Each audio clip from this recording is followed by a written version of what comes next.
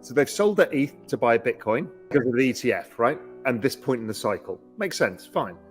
Then what is everybody going to do after the Bitcoin ETF is announced? This is Bitcoin outperforming the NASDAQ. You don't want to own anything except crypto at this point in the cycle because it starts outperforming everything.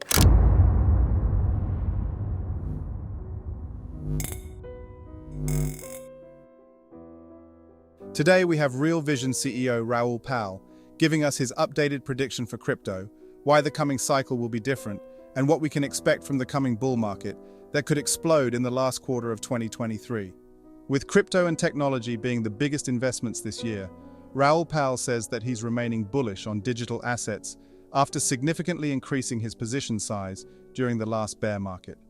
In a new interview with Coin Bureau, the former Goldman Sachs executive gives a portfolio update on which crypto assets have the biggest upside in the coming months, and why this year, more than ever, we'll see massive capital pouring into the space. With major pension funds and institutional investors on board for the coming cycle, Raoul Pal predicts that crypto is on track to be a $10 trillion digital asset class. Pal says that this cycle will separate itself from its predecessors, as devalued fiat currencies will push more adoption into the crypto market and bring in more capital than we've ever seen before.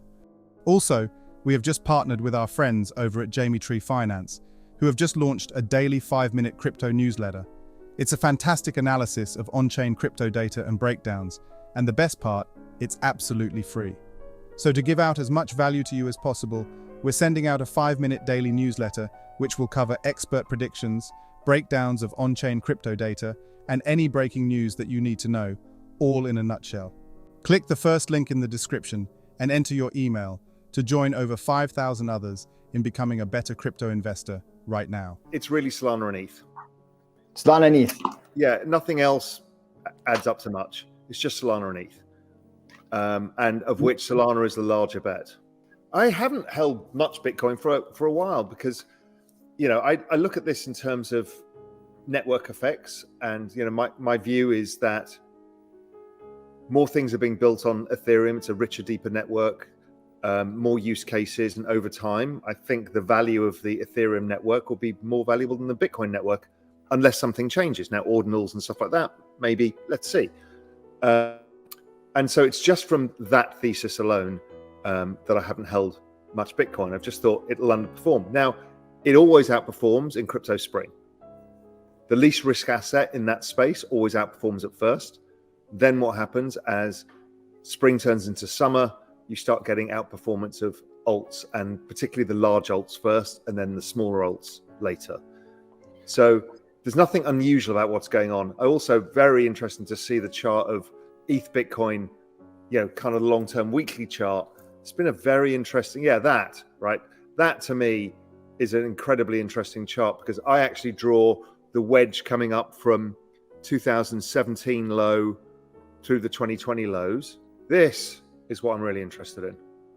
This is right. This is a massive wedge pattern. And we're putting in the stuff that I look at, DeMark indicators, everything else. They're suggesting the low comes this week, next week, the week after. So I'm thinking that the narrative around ETH is going to be wrong. It's going to catch people offside.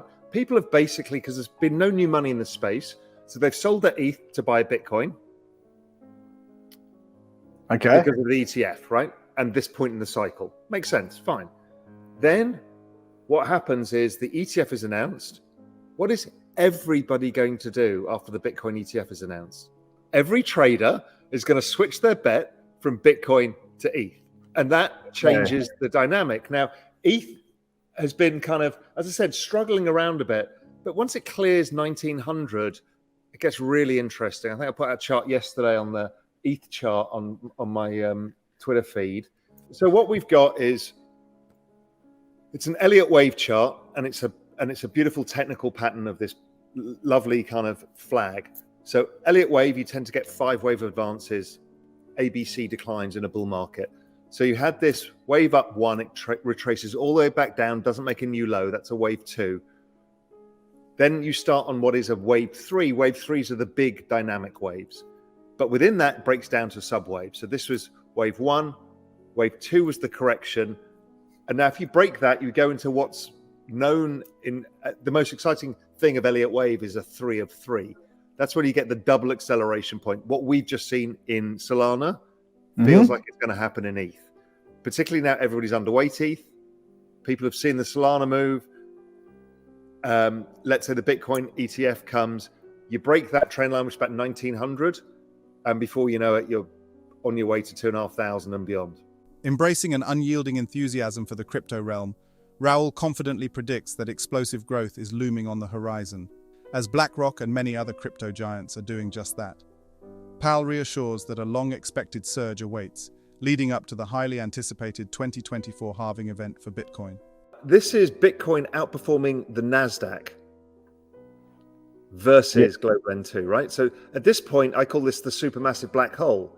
You don't want to own anything except crypto at this point in the cycle because it starts outperforming everything. This is the weekly global liquidity index, which is 5 of the world's largest central banks, global net liquidity. And what we're seeing is it's not quite at zero yet. Right? This is the big daddy of indicators. This is the thing that we get when we put just the outright weekly liquidity index. We get a 97.5% correlation with the NASDAQ and 87% with Bitcoin. So this is the big daddy. It's not quite there, but it's almost at zero. And once it starts getting to zero, we kind of get into what we refer to as the banana zone, when all assets go bananas. Around the time Larry was saying what he said, the markets were starting to figure out that the real problem was this excess supply issuance of bonds, and that inflation wasn't going up, but bond yields kept rising. And it was that moment that gold and crypto picked up very quickly, is that the more bond yields go up, the more they started going up. That correlation changed. And that correlation was driven by the fact, I think, that the market knew if bond yields are going to go up like this, the Fed or the government or somebody's going to intervene. So you get closer to the cowbell, the stimulus, somebody's going to do something. So I think that was a really big factor in it, and things started taking off. It's like, okay, if this bond market's going to get out of control, then you need to hide somewhere. And also, the banks had started going down again as well, if you remember. Yeah, October 16th, like the banks had this little peak and then started dropping like a stone. And so, again, the market's job is to forecast the probability of stimulus or a flight to safety. And Bitcoin always does well out of it. So that's what I think started it off. And I think Larry saying the same thing around the same time that the banks turned around, also adds fuel to the fire. I don't know if there was any economic data out that day, but there was probably something around that as well. Interest rates are too damn high, and they have to issue ongoing bonds to cover the deficits, but they have to roll the bonds from last 4 years, from 3 years ago, from 1% interest rate to 5% interest rates, or 5.5%. And the problem is, to do that, you have to issue yet more bonds to pay for that. So we're just getting awash with issuance. And this has been my argument about the everything code, is that there is no way governments can issue bonds at 5% interest when you're 100% of GDP in debt, because there's not enough economic growth to cover it. So the central bank has to buy it. And what's happening is, here we are pushing the central bank to buy it. Now, whether Janet's doing that on purpose is like, Jay, you're going to have to take this. But I think there's a game being played, is like, okay, we'll show the stress, we'll create the stress, we need to cut rates, we can roll this debt at lower levels. And if we can find the right excuse, like a recession, we can push it onto the Fed balance sheet. So if you go back to 2008, everybody got the get out of jail free card of 0 interest rates. So nobody had to pay interest on their debt. That was like a gift, right? 0 interest rates. Every government refunded at 0, but for some weird reason, they did it between 3 and 5 years. That 3 and 5 year debt cycle just keeps rolling over. It's exactly the Bitcoin halving cycle.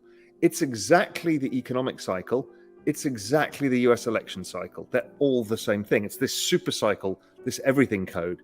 And we're into that point of the cycle now where the balance sheet should start rising to cover the debts from the previous cycle. If that trend line continues to break, Banks are up strongly today because the yields have gone down again. If the banks break, then we know they're just going to hit the accelerator button to all of this stimulus. Banks are broken here. Now, this is a long-term chart. This could take years to play out, or it could happen overnight. You just don't know. I mean, look how fast it happened in 2007-8. But this is the Larry Fink thing, right? Something is broken, and you need a safe haven. And I lived through exactly this in Europe in 2012, when we almost lost all of our banking system, and Cyprus, everyone had their money taken out of their accounts. That's when I discovered Bitcoin, because I realized you needed to have a way of holding assets outside that wasn't gold, which is not the easiest asset to move around. Pal's analysis brings attention to the liquidity cycle as a valuable indicator for understanding debasement, signifying a shift in the market's direction. He identifies a crucial turning point in June, where his weekly liquidity index hit its lowest mark. This prompted him to focus on purchasing Ethereum. Pal also acknowledges the divergence between liquidity and asset prices, emphasizing that during bull cycles driven by adoption and speculation, cryptocurrencies tend to outperform liquidity measures. Based on his findings, Raoul Pal strongly advocates for the strategic investment in cryptocurrencies, specifically highlighting Bitcoin and Ether as promising assets. He sees them as assets that surpass the performance of traditional financial institutions' balance sheets and provide a means of protection against currency debasement and the inherent flaws of the current financial system. What is your opinion on Raoul Pal's claim that investing in cryptocurrencies like Bitcoin and Ether serves as a smart hedge against currency debasement? Let us know in the comments below. Thanks so much for watching. Don't forget to hit the like button and subscribe for more content just like this. We'll see you in the next video.